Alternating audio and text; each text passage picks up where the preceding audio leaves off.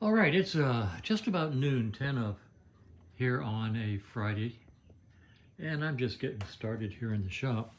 Give you a recap of what it is we're doing. I've got the cylinders off the bike, and the cam rotates beautifully. Cam lobes are just fine.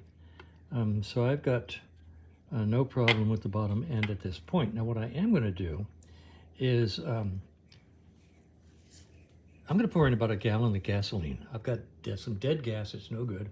I'm going to fill the sump up with gasoline and then pull the sump plug and let it all gush out into a nice, clear, clean container. And then examine for anything that may have gushed out with it. I don't think it's going to hurt anything.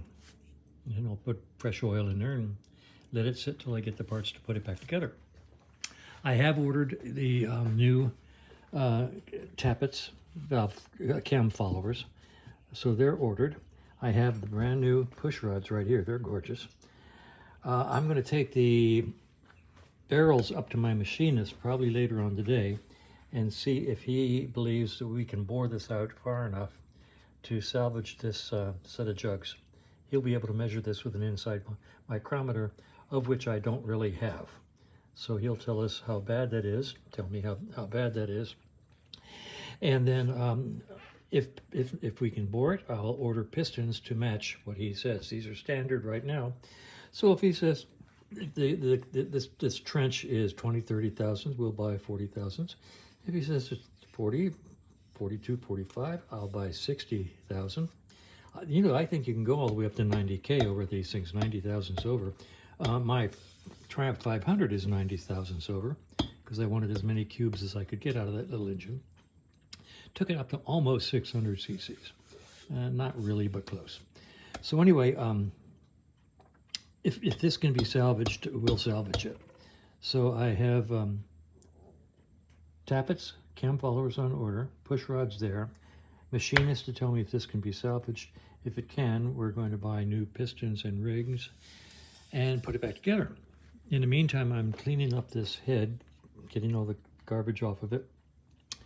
And I'm going to take the valves out and eyeball them, get them out and see if they're okay. Make sure none of the stems are bent or anything silly like that, or the guides are okay, and all of the above. Just basically take it apart and take a look at all the parts. It's pretty grungy. I mean, it's interesting that this bike has been taken apart, and yet the amount of grunge in it is just staggering. I mean, it's just filthy. So it's hard to tell what kind of life these things have before you get hold of them. All the corrosion on the bolts tells me that this bike has been not well taken care of, shall we say. And all of these need to be cleaned. Once again, just grungy. I cleaned up the head gasket, got the manifolds off. Oh, that point brings up a point. The manifolds had two different gaskets, and so just for the heck of it, I looked at it. And this gasket is too small. You can see by the black line how much too small. So the gray gasket is correct, and the pink gasket is smaller internal. So this cylinder, whichever one it was on, was slightly throttled down just because of the gasket being the wrong size. Things like that, you know. So the fact that there were nuts and bolts rattling around in the pushrod tubes is, fun. The fact that this wrist pin circlip was down in the bottom of the engine and it ate through the side of the wall of the cylinder on its way to the engine, just, makes you a little depressed.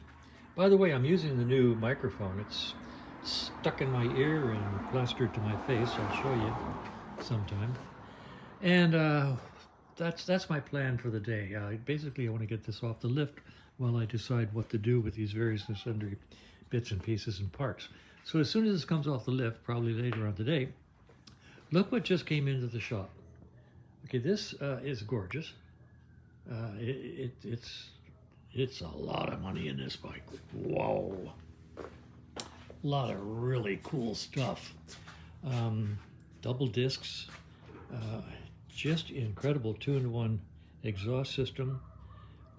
Everything about it is custom, to the point where the new owner, he just bought it. It's been a show bike for about 10 years. The new owner doesn't know A, if there's a battery somewhere, and B, where the ignition switch is.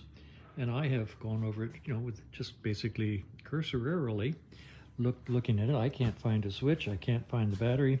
I'm going to take these compartments here and see what's in them. Look at that rear brake assembly. That's something else. So anyway, the thing here is get it started, which means finding out how the electrical system works and getting it running. Probably it's got twin Makunis on there, so I'll take those, drop the bolts off and take a look inside there and decide whether they have to come off. Cleaning the pilot jet for sure. Getting gas flow. And then getting it up on the lift high enough to try to figure out the electrical system, where the battery is, if there's one. I think there probably is one hidden somewhere. And while I'm on the hunt for the for the battery, finding the ignition switch, if there is one. There's got to be something somewhere. So it's just a gorgeous show bike. I guess it's been on the show circuit. And he wants to know the tire dates. They're probably needing replacement. So that's going to be my next project right here. Pretty and clean. Let's see if we can get it running and turn it back into a motorcycle. That's where we are. And I think I'll publish this right now before starting all of that.